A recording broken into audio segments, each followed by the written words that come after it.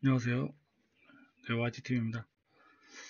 오늘은 네, 인공지능을 활용한 신약 개발 요거에 대해서 한번 이야기해 보도록 하겠습니다. 코로나19 때문에 이, 이 신약 개발이 이제 굉장한 요즘 중요한 그죠? 관심을 받고 있죠. 뭐 주식도 엄청나게 오르고 그죠? 전 세계적인 코로나 팬데믹으로 인해 가지고 이 인공지능을 활용한 신약 개발이 지금 앞으로 많은 주목을 받고 있습니다. 그래서 음, 이게 이제 이거에 대해서 좀 들여다보면 앞으로 그 이 뭐 투자하시는데도 좀 이해하는 데 도움이 되실 수도 있고요. 또 이 AI가 어떻게 활용되는지를 또 알면 이쪽 분야에 또 의료기에 종사하시는 분들도 이 AI를 활용한 이런 분야 쪽으로도 많은 기회를 얻을 수 있을 것 같습니다. 이 자료는 뭐 보건산업진흥원 에서 의료에 관련된 그죠? 의료 관련 기관이죠. 이 AI 관련된 어, 기술을 AI를 이용해서 신약 개발을 하는 그 현재 동향 그죠? 현황 이거를 잘 정리해 가지고 최신 이슈들을 잘 정리해서 발간한 보고서고요. 이걸 들여다보면 어, 현재 인공지능이 신약 개발에 어떻게 활용되고 또 앞으로 어떻게 될 것인지를 예상해 보실 수 있을 것 같습니다. 좀 어려운 내용들이 많아요. 하지만 우리 일반인의 관점에서 기준에서 한번 이야기해 보도록 하겠습니다. 어, 일단 자, 이제 신약 개발이라는 것을 좀 이제 알아보죠. 신약 개발이라는 게 의료계에서는요 보통 이렇게 얘기합니다. 평균 15년이 걸린다. 엄청난 시간이 오래 걸리죠. 예, 이게 왜 오래 걸리는지를 들여다보면요. 어, 보통 이제 신약을 개발할 때 먼저 후보 물질을 선정을 해가지고 이제 하는데요.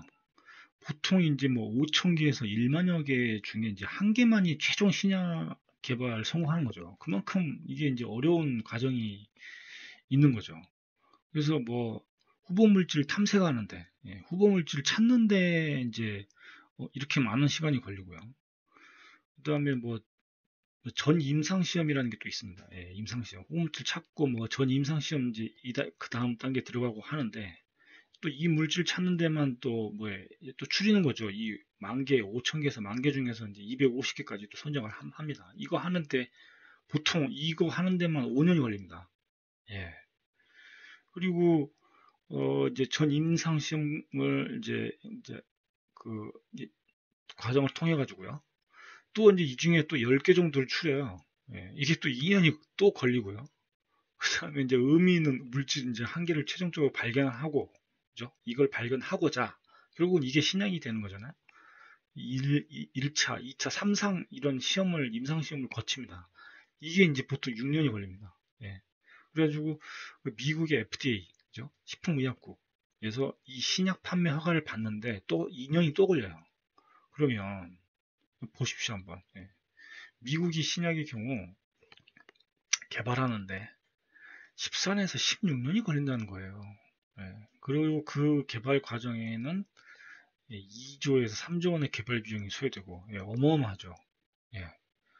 그래서 미국 뭐 제약사 같은 경우는 뭐 15년간은 막 520조를 투입했다고 하고요. 이게 이 돈을 어떻게 보시면 되면요. 항공 산업의 경우에는 5배. 그다음에 우리가 말하는 IT 컴퓨터 기술에는 2.5배입니다. 그러니까 어마어마한 그 자금들이 이렇게 오랜 시간 동안 투자되는 거를 알 수 있고요. 그다음에 이 신약 규모 투자가 뭐 계속 증가하는 추세예요. 예. 그런데 문제는 뭐냐면 이게 이제 투자는 계속 늘어가지만 이 생산성은 계속 떨어지고 있는 거죠. 예. 그래서 이게 천문학적인 뭐 이런 금액을 신약 개발에 투자하고 있지만 이렇게 생산성이 떨어지고 오래 걸리는 이런 문제점이 현재 계속 유지되고 있는 거죠. 예. 그리고 뭐 한국 같은 경우는요. 예.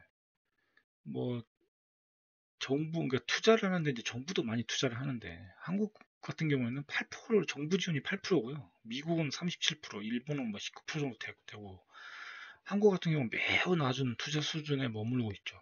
그러니까 그 이 신약을 개발하는 대부분의 신약 개발한 이 약물이 다 대부분 미국이나 뭐 일본, 유럽 같은 이런 선진국에서 다 나온 물질들을 우리가 수입해서 사거나 이제 기술 이전을 받거나 해가지고 하는 거예요. 예. 대부분 다 외국산이죠. 국내에서 개발한 거는 이런 신약을 국내에서 개발한 사례가 별로 없습니다. 예. 왜냐하면 이렇게 기술 격차도 있고 투자도 낮고 하다 보니까 이 여력이 안 되는 거죠. 예. 뭐 그래서 최근에는 이제 이 AI 빅데이터를 활용을 해가지고 이제 이 투자비도 낮추고 개발 기간도 단축하자라는 이제 이러한 시도가 이루어지고 있습니다. 그래서 보면은 이제 뭐 후보 물질 발굴하는데 그죠? 아까 5년이라고 했죠? 5년. 1만 개의 후보 물질 중에서 이걸 찾는 데만 5년. 그다음 전 임상 시험 그죠? 200에서 250까지 이걸 추리고요. 어, 뭐 이거 하면서 이제 아무튼 비용이 엄청나게 들고 이제 시행착오도 많이 드는 거예요. 이 물질이 이제 여러 가지 시행착오를 거치면서 이제 추려 나가는 거잖아요. 예. 그 과정에서 AI와 빅데이터를 활용을 해서 그걸 빨리 찾는 거죠. 예. 시간을 단축하는 겁니다. 비용과 시간을요. 그 다음에 이제 연구된 데이터를 가지고 또 예측까지 하는 거죠. 예. 예측을 해서 후보 물질을 빠르게 찾는 거고요. 그 다음에 이제 임상시험 신청하고 뭐 이제 이 임상시험 1차, 2차, 3차 이렇게 3차까지 해서 임상시험을 합니다. 실제 환자를 대상으로 하는 거죠. 처음에는 동물 실험 하다가 근데 이제 또 현재 문제점은 뭐 이런 거죠. 환자를 결국은 그 임상시험 환자를 추려가지고 이거를 해야 되거든요. 근데 이 임상시험에 참여할 환자 찾는 게 굉장히 어려워요. 예를 들어 암 환자 같은 경우는요, 임상시험에 참여하는 비율이 3%입니다. 예, 굉장히 좋은 거죠. 그러니까 이 환자들이 적합한 환자들, 그죠? 가장 효율적이고 그 치료제 개발에 있어서 가장 적합한 환자들이 참여해야 되는데 그런 환자들을 찾는 것은 쉽지 않을 뿐더러 이 환자군의 구성이 결국 굉장히 그 단순화되지 않고 복잡한 경우가 많아요. 그러다 보니까 환자의 구성들이 다양하고 복잡하기 때문에 이 결과의 신뢰성이 점점 떨어지는 거죠. 그래서 이제 AI 빅데이터 같은 경우는 결국은 의료 데이터를 학습해가지고 이 최적의 환자군을 이제 추려내는 거, 예, 이런 쪽으로 이제 활용이 되고 결국 신뢰도를 높이는 거죠. 실험에 대한 결과에 대한 신뢰도. 그 다음에 이제 판매 생산하는 거죠. 예.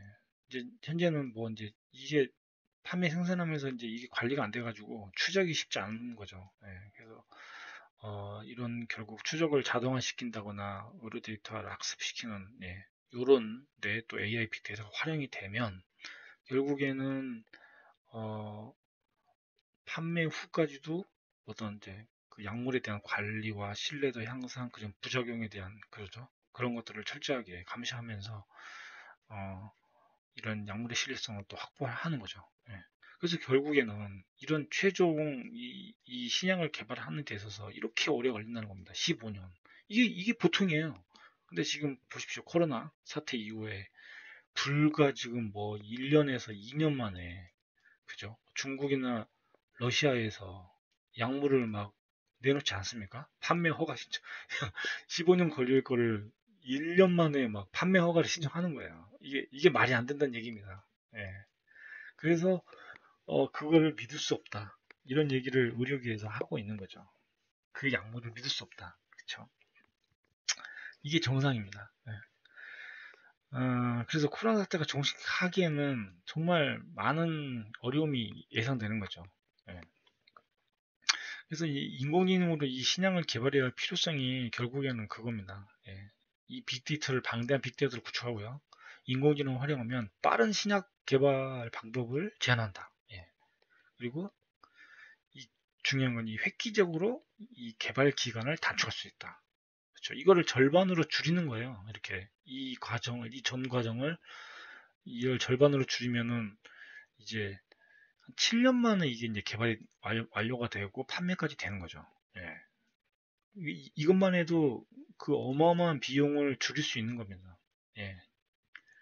제약업체 관점에서 봤을 때는요. 예. 그래서 뭐 후보 물질 도출하는 단계부터 보면 인공지능이 사람 같은 경우에는 뭐 이런 거 논문 막 그 질병을 정하고 막 논문을 막 필터링해서 찾아야 되거든요. 연구자들이요. 그런데 이제 인공지능은 이 100만 건의 문건을요, 예, 그냥 보통 사람이 수십 명이 최소 1년에서 5년간 해야 될 일을 하루 만에 끝내는 겁니다. 예, 엄청난 일이죠. 예. 이게 이제, 이게 놀라운 일인 겁니다. 예. 그러니까, 이 인간의, 그러니까, 이 의료계에 종사하시는 분들, 이제, 이, 결국은 이 직업들이, 의료계 인력들이 이제, 또 이 사라지는 문제가 발생하죠. 사람의 일을 인공지능이 이렇게 대체할 수 있다. 더 빠르게 할 수 있다는 거죠. 이게 왜 가능할까요? 이거는 바로 인지 분야이기 때문입니다. 인지 분야. 인공지능이 가장 잘할 수 있는 게 바로 이런 분야입니다. 예. 단순하고 반복적이며 인지를 하는 어떤 업무 분야죠. 이 논문 찾는 거예요. 이게 결국은 단순한 일이잖아요. 논문들이 막 있습니다. 이렇게 논문들은 막 있는데 이거 결국 문서 검색해서 읽어가면서 사람이 읽어가면서 그죠? 이 후배 물질 찾는 거예요. 이 어떤 질병이 있으면 이 질병에 대해서는 이 논문을 읽어봤더니, 이 논문에 나와 있는 이 물질이 이 질병을 치료하는 데 있어서 가능성이 있어 보인다. 사람이 판단하는 거죠. 이렇게 다 읽어보고요. 그러니까 시간이 많이 걸리는 거예요. 근데 인공지능이 탐색을 하는 거죠. 이 문서를 이 디지털화 시켜가지고요. 이 데이터를 탐색을 하면서 어떤 인공지능 모델을 이용해 가지고요. 이 데이터를 논문의 데이터를 인공지능 모델에 입력을 하면 이 출력이 나오잖아요. 예, 출력. 이 모델의 이 데이터를 갖다가 학습을 하는 거죠. 그래서 출력을 해서 예, 찾는 겁니다. 사람이 찾는 것처럼 똑같이 하는 거예요. 예, 이게 룰 기반이 아니고요. 이 데이터를 기반으로 학습을 해서 찾는 겁니다. 예. 그렇기 때문에 사람과 똑같은 작업을 인공지능이 하는 거죠. 결국 인지 분야인 거죠. 임상시험 단계에서 그죠? 이렇게 후보물들 찾아가지고요. 사람보다 먼저 빠르게 제시할 수 있습니다. 몇 년 안에 할 일을 하루 만에 해서 인공지능은 제시를 한다. 그 다음에 이제 이 질병과 관련성이 있는 그죠? 임상시험 환자를 찾아야 되잖아요. 이것도 인공지능이 더 잘하는 거죠. 왜냐하면 이 환자들은 결국은 병원 진료 기록을 이 환자들이 가지고 있는 거잖아요. 이 환자 기록들을 수십만 명, 수백만 명의 환자 기록을 사람이 다 찾아야 되는데, 그럴 필요가 없이, 그걸 인공지능은 더 잘하는 거죠. 예, 빠르게 검색을 해서 진료 기록을 토대로 찾는 거죠. 예, 그래서 최적의 임상시험 환자를 찾을 수가 있고요. 그래서 결국에는 이 시행착오를 확 줄이면서, 그죠? 개발 기간을 이렇게 절반으로 단축을 하는 겁니다. 이렇게 보시면, 그죠? 이렇게 오래 걸리는 시간, 15년을 걸린 거를 한 절반을 줄이는 거죠. 여기 보시면 1, 2년만 해도 이게 빅테스트를 통해서 가능하다는 게 나오거든요. 2년, 그죠? 2년 만에 신약 개발을 할 수도 있다는 거죠. 네. 15년 걸릴 게 2년으로 줄어드는 겁니다. 그렇기 때문에 코로나와 같은 이런 사태에서 2년 만에 개발이 가능한 게 바로 이러한 인공지능과 빅데이터를 활용하면 가능하다는 얘기죠. 그래서 이제 신약 개발이 결국에는 이 생산성, 그죠? 생산성이 이 총 요소 생산성이라고 해서요. 이 개발이 드는 시간과 비용이 확 줄어드는 현격히 감소하는 거고요. 이 전통적인 경우에는요. 이게 뭐 신약의 90%가 사실 동물에는 효과가 있지만 인간한테는 반응이 없거나 독성이 발생하는 경우가 있어요. 예, 당연하죠. 동물은 쉽게 실험을 할 수 있지만 인간은 이 임상시험할 대상을 찾는 것도 쉽지 않을 뿐더러, 그죠? 그 후보 임상시험 환자 대상자가 다양하고 복잡한 사람들이 많이 이제 있는 거죠. 적합한 사람이 참여하는 게 아니기 때문에. 그래서 이런 이제 오류가 있는 겁니다. 그래서 이제 시행착오가 많이 걸리는 거죠. 아, 봤더니 뭐 이 사람한테 실험을 해봤는데 반응이 없네? 그럼 이 뭐가 문제일까 하면서 찾으면서 이제 그런 시행착오 하면서 아, 이 사람은 일단 실험에서 배제해야겠구나라고 또 빼고 또 다른 사람 넣고 또 실험하고 계속 반복을 하면서 원인과 분석을 추적해 나가면서 이제 이 에러를 해결하는 거죠. 그래서 시간이 많이 걸려요. 그래서 이런 시행착오가 굉장히 많은 비용과 시간을 잡아먹기 때문에 연구 대비해가지고 이 개발비 충당을 안 되는 겁니다. 그래서 자금이 안 되는 그런 제약사들 중간에 포기합니다. 예. 이 시행착오가 개발비를 결국 충당을 못하기 때문이죠. 현재 보면은 과거에서부터 지금까지 보면요 연구자 수가 이렇게 엄청나게 증가하고 있죠. 왜냐면은 이 신약 개발을 하기 위해서 좀 더 안전성 있는 신약을 개발하기 위해서는 결국은 이 사람들이 더 많이 투입을 해야만 이 시행착오를 줄여갈 수 있는 거거든요. 그래서 연구자 수는 계속 늘어나는데, 그죠? 시간과 비용은 계속 증가하고, 예. 그렇기 때문에 이 생산성은 계속 떨어지는 거죠. 예. 시간과 비용이 계속 증가하기 때문에요. 그래서 비용이 많이 들고요. 근데 이제 이런 이제 신약 개발하는 과정에서 이제 사실상 이 데이터, 예, 빅데이터가 이제 발생을 하는데요. 이 빅데이터가 이제 현재는 어, IT 기술로 인해서 디지털화 되면서 이미 사람이 관리할 수 있는 수준을 넘어선 지 오래됐습니다. 예. 75일마다 이 데이터량 두 배씩 증가하거든요.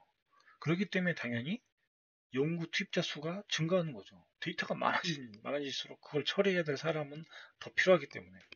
예. 그래서 이런 빅데이터 분석을 하기 위해서 결국엔 사람으로는 너무 비효율적이다. 그래서 결국 인공지능으로 하자라는 이야기가 나오고, 이 인공지능의 가치가 점점 계속 높아지고 있다. 예. 그래서 100억 달러에 지금 이를 것으로 전망을 하고 있어요. 이 헬스케어 산업이 인공지능을 활용한 헬스케어가요. 그래서 빅데이터가 지금 계속 이런 분야 쪽으로는 아주 유망하다고 볼 수 있고요. 이런 인공지능 빅데이터 활용을 통해 가지고 이게 이제 다양하게도 활용되고 있는데 뭐 보시면은 약물 뭐 설계부터 정보를 탐색하고 약물을 설계하는 것부터 시작해서 사후 추적까지 다양하게 활용되고 있습니다. 예. 결국 시간과 비용 계속 줄인다는 얘기고요. 예. 시행착오 개발비 줄이는 거고요. 그렇죠? 근데 문제는 이제 과거에는 그렇죠. 이런 그 인공지능 분야에서는 이 딥러닝 기술을 이용하는데 많이 이용하고 있는데 최근에 이 학습을 위해서는 이 데이터가 이제 결국은 많이 필요했는데 과거에는 이게 많이 부족했죠. 예. 그리고 데이터 형식도 한정돼 있고요. 그래서 인공지능 적용이 굉장히 어렵다고 느껴졌었어요. 과거에도 이 인공지능 기술이 있었지만, 근데 이제 IT 기술 발달과 그죠? 빅데이터가 쌓이면서 이제 이게 이제 가능해진 거고요. 글로벌 제약 회사들이 이제 이런 기술에 투자를 하고 있습니다. 그래서 얀센이라는 네, 하여튼 제약회사는 인공지능으로 신약 혹은 물질 임상 이상에까지 진입을 했다고 하고 있고요. 뭐 보시면은 뭐 이제 이런 다양한 제약회사들이 이제 시도를 하고 있는 사례들을 이제 여기서 정리를 했는데 뭐 인실리코 메디슨이라는 이런 제약회사는 이 인공지능 활용해서요 46일 만에 후보 물질을 발굴을 다 했다고 하고요.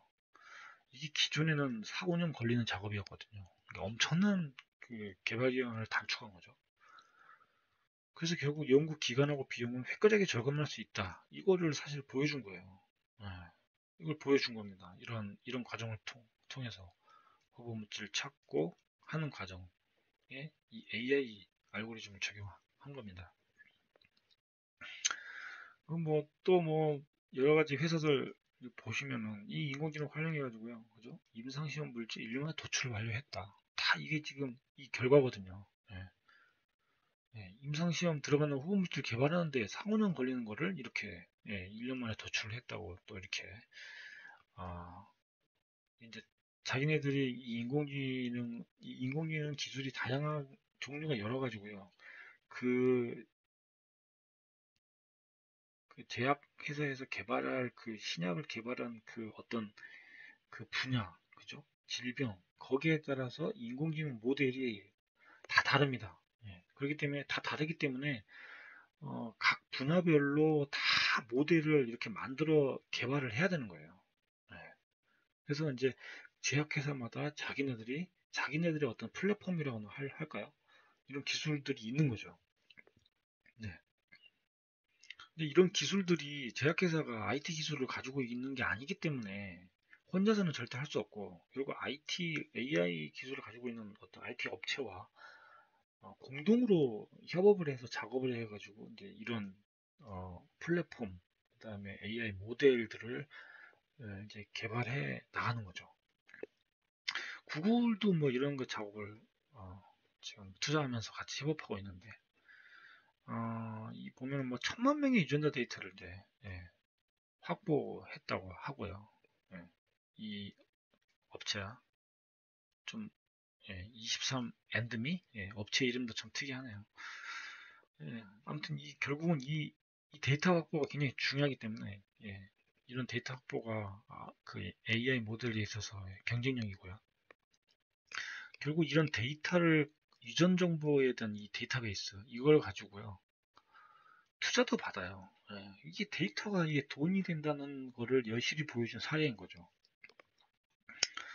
그 다음에 이제 또뭐 영국 쪽의 어떤 대학에서 보시면 이 항바르스제를 AI로 분석해가지고요 이 신종 코로나 바이러스에 적용할 수 있는 치료제를 예측했다고 합니다. 그래서 뭐 그냥 이게 예측이기 때문에 실제 임상 시험을 통해서 비교를 해봐야겠죠. 효과가 있는지는 모르겠지만 어찌됐건 이거를 예측을 해서 후보 물질을 이제 빨리 찾았다는 거, 치료제를 빨리 찾을 수 있다는 이게 이제 중요한 거죠. 그래서 인공지능이 이런 환자 치료에 신속하게 대응할 수 있다는 거를 보여준 사례라고 볼 수 있습니다. 뭐 이런 의료 그 바이러스를 뭐 유입 과정을 통해서 어떻게 하는지 뭐 이런 거는 사실 의료계 종사자가 아닌 이상은 이해하기 힘들죠. 아무튼 그런 게 있다는 거만 이해하시면 되겠고요. 그다음에 이제 이 보시면은 이제 이 신약 개발에서 인공지능을 활용하기 위해서요. 이 신약 개발에 적절한 모델들이 이렇게 다 있거든요. 예. 보시면 후보 물질을 뭐 찾는 데에는 뭐 이런 모델들이 적용되는 거고요. 인공지능 모델이라는 게 무슨 뜻이냐면요. 이런 겁니다. 어떤 환자의 데이터가 있다고 칩니다. 질병의 데이터라는데 환자의 데이터 또는 연구 자료와 논문들 이런 것들을 그 어떤 질병을 개발하기 위한 블랙박스라고 생각하면 됩니다. 이 모델이 여기다가 이 데이터를 입력을 합니다. 그럼 여기서 이제 학습을 해가지고요. 이 데이터를 가지고 학습을 해서 결과를 출력하는 거죠.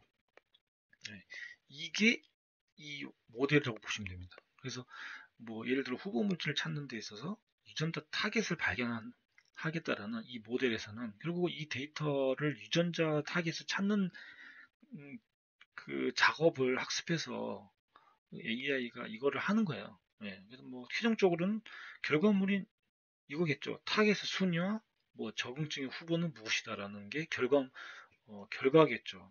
이게 결과가 되는 거죠. 이게 모델이고 데이터는 논문이나 환자 데이터인 거고요.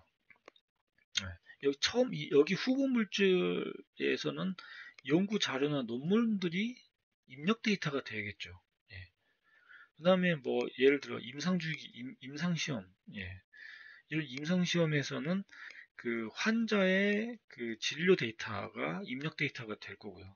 이런 모델들을 통해 가지고 결국은 학습을 해서 내는 최종 예측 그 결과가 바로 이거인 거죠. 이런 독성에 대한 예측값, 예측 결과. 결국은 다 예측을 하기 위한 거죠. 예측. 그죠?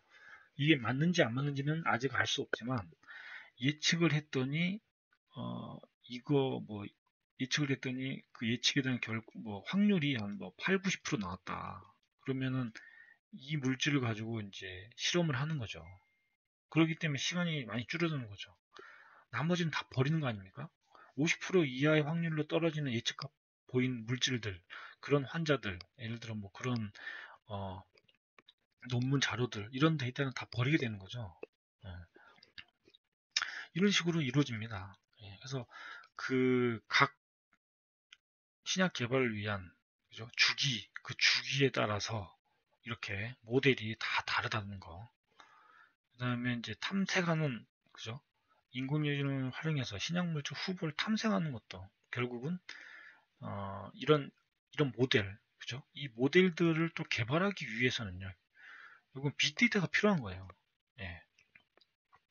그래서 뭐 먼저 화합물의 구조, 특징 정보 이런 게 이제 그 빅데이터인 거죠. 후보 물질 찾는 데 있어서 이제 이런 데이터입니다. 결국은 약을 개발한다는 게 결국은 그 약에 대한 어떤 분자 구조, 화학 물질, 그죠? 화합물인 거죠. 화합물 구조인 거죠. 이런 구조들이 다 다른 거죠.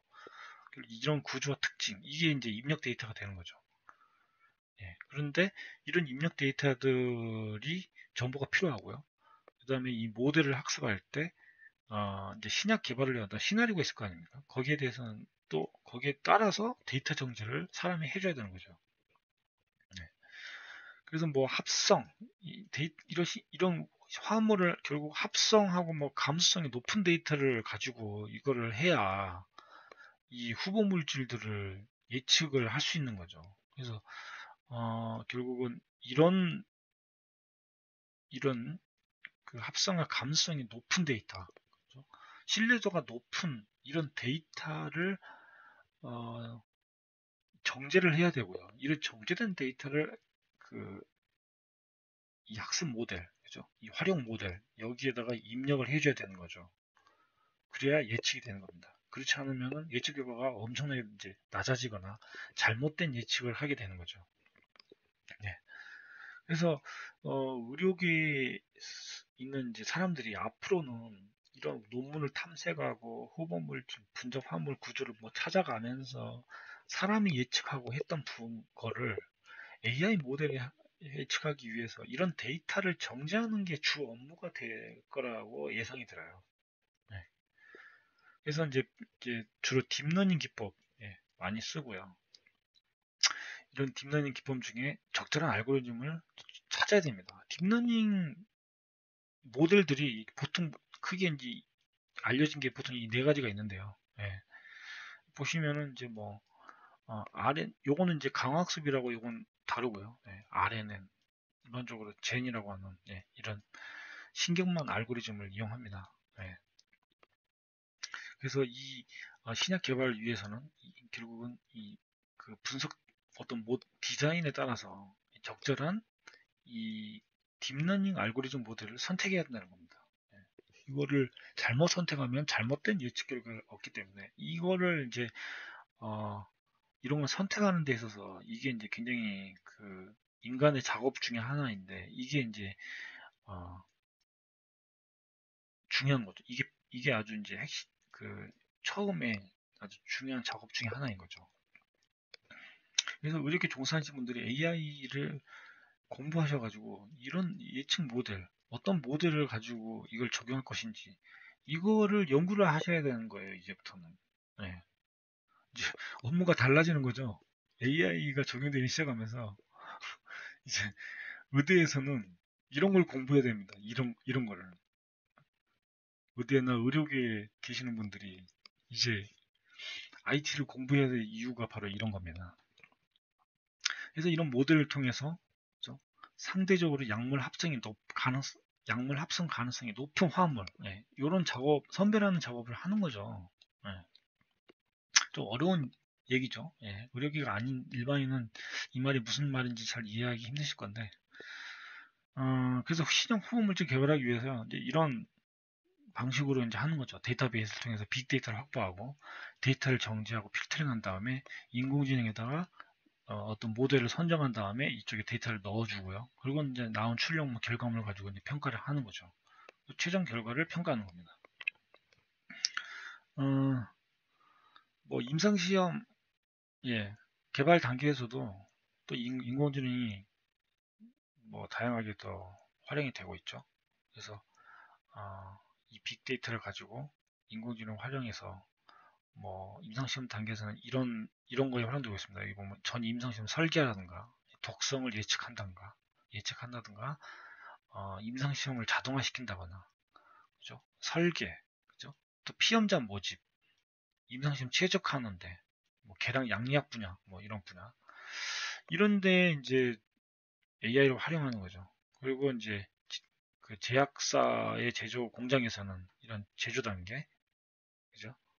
뭐 인허가 FDA 인허가에 대한 의사결정에 대한 부분 예, 약물에 대한 감시 예, 신약 개발에 대한 의사결정 이게 되게 중요하잖아요. 이걸 이 신약을 개발해야 되냐 말아야 되냐 초기 의사결정이죠. 여기에도 활용되는 거죠.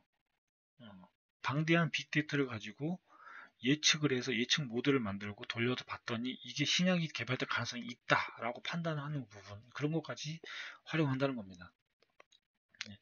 그리고 임상시험 단계에서 결국 올바른 환자를 찾는 게 굉장히 중요하다고 제가 얘기 들었는데 이 매칭시키는 작업 예, 여기에도 활용이 됩니다. 이게 이제 시간이 많이 걸리고 어려운데 예, 여기에 인공지능을 활용하는 거죠. 환자의 의료 기록 그죠? 이력의 정보와 인공지능 활용해서 예, 환자를 모집하게 되고요. 그 다음에 이제 이 약을 뭐 이제 복용하면서 이런 과정을 또 모니터링 해야 되잖아요. 그래서 인공지능이 이런 임상시험 대상 환자가 뭐 다른 약물도 복용하는지 또 어떤 부정이 발생할 것인지를 예측을 하는 거예요. 예. 그래서 최적의 복약 방법 이런 것까지 제안하는 거죠. 어떻게 보면 사람이 하는 작업인데 이거를 인공지능이 하는 거죠. 예.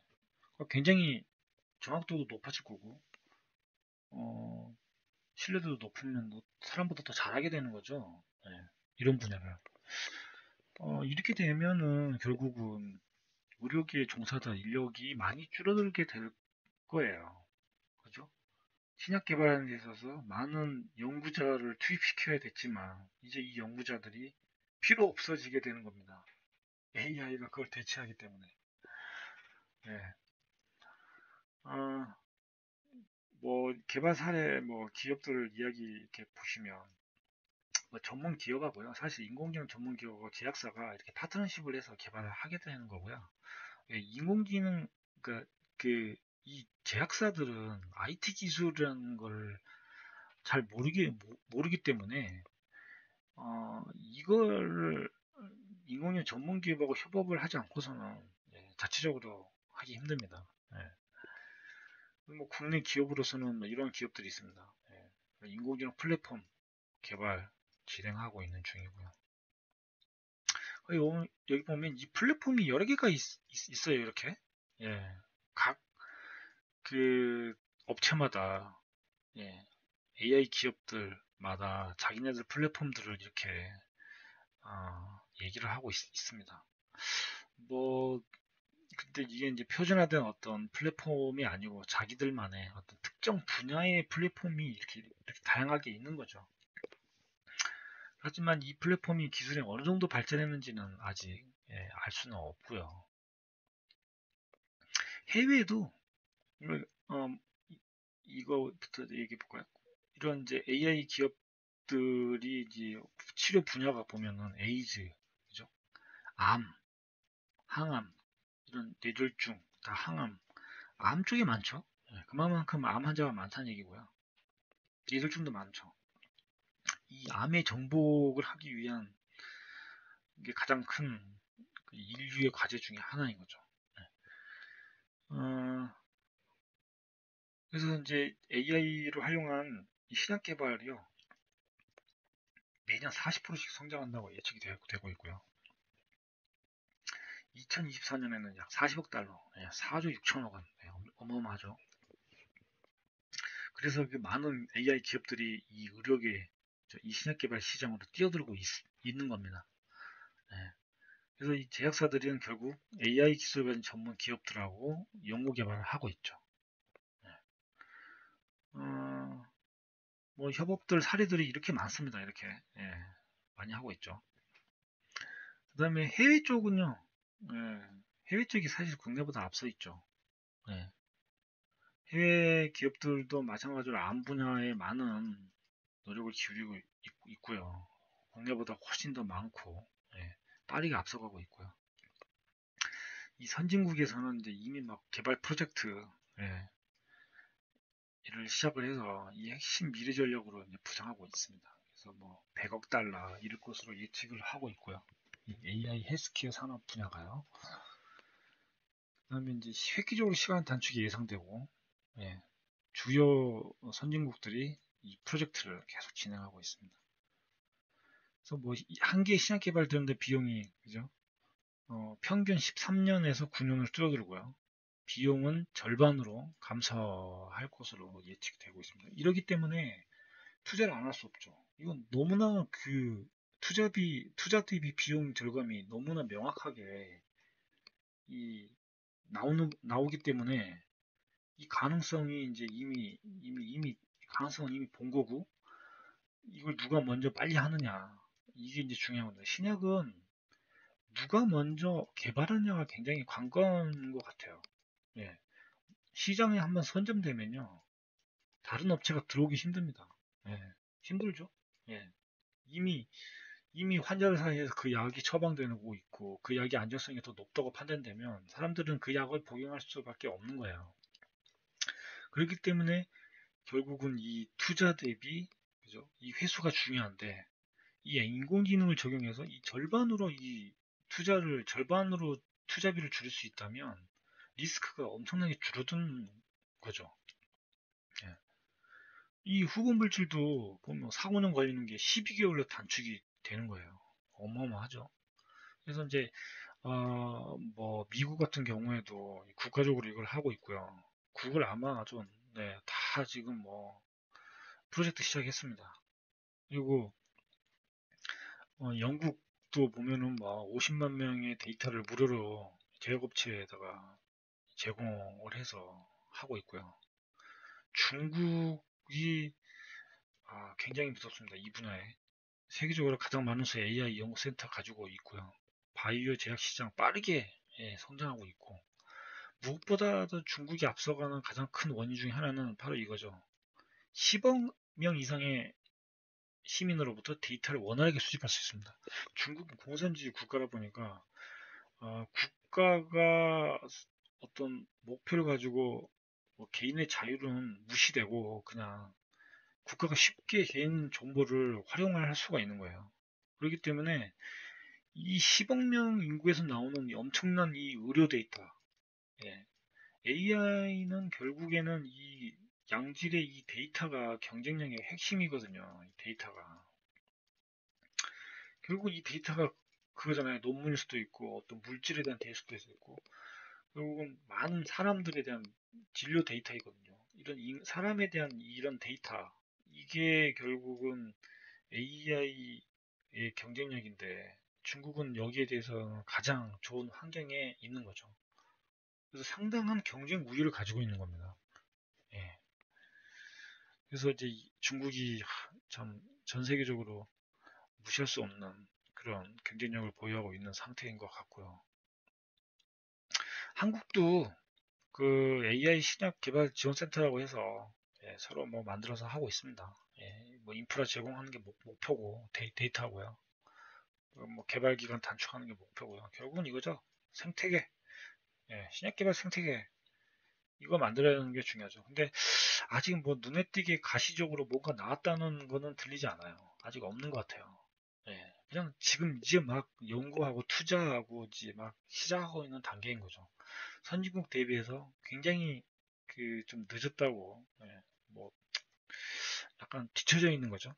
뒤처져 있는 건데 아무튼 이런 거를 정부에서 지금 뭐 계획은 하고 시도는 하고 있습니다. 그래서 결론은 그렇습니다. AI 솔루션 시장 규모가 증가하고 AI 투자 연구 계속 증가하고 있고요.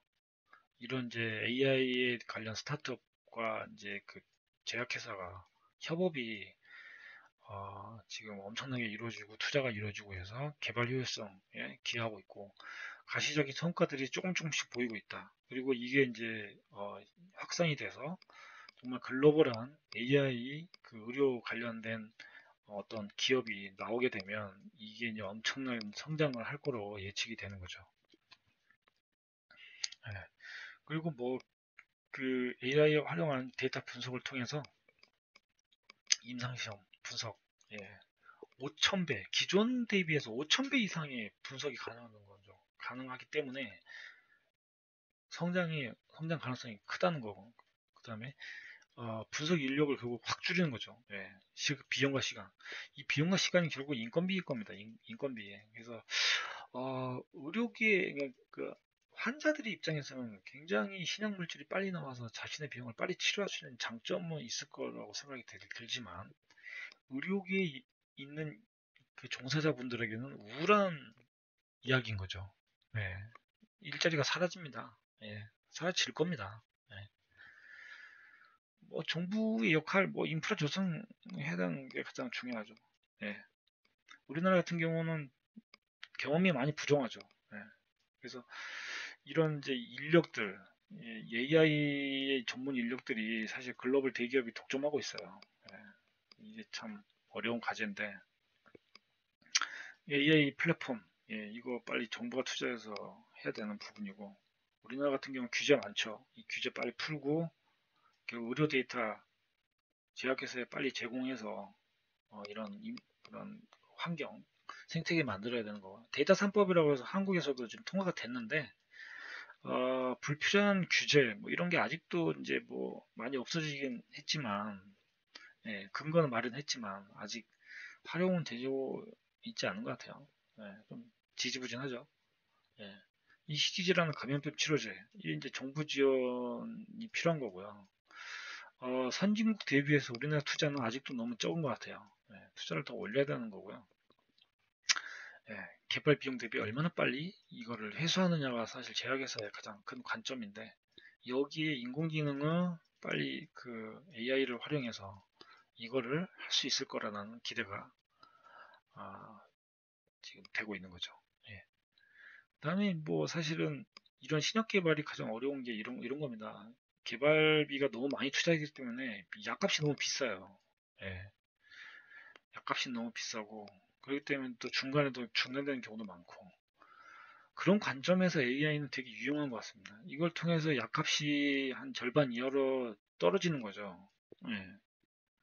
그리고 더 빠르게 신약이 개발되는 거고요. 그렇기 때문에 환자들, 전 인류적인 관점에서는 이거는 반드시 필요한 거죠. 네. 생태계 구축, 결론은 이게 가장 중요한 것 같습니다. 오늘은 여기까지 하겠습니다. 시청해주셔서 감사합니다.